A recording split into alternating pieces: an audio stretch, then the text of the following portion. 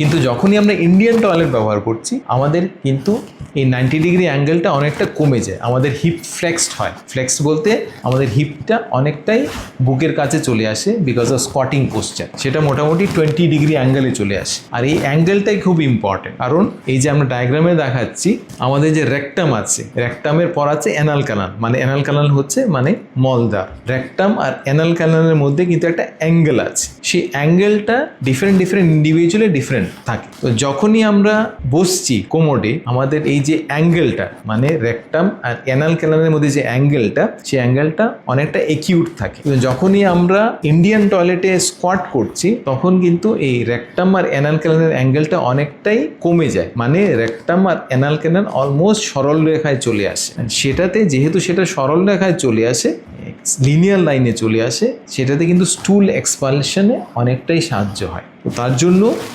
যদি আপনার স্টুলের প্রবলেম থাকে, কনস্টিপেশনের প্রবলেম থাকে, এক্সেসিভ স্ট্রেইন করতে হচ্ছে আপনাকে টয়লেটে, ইন্ডিয়ান টয়লেট কিন্তু better compare to western toilet.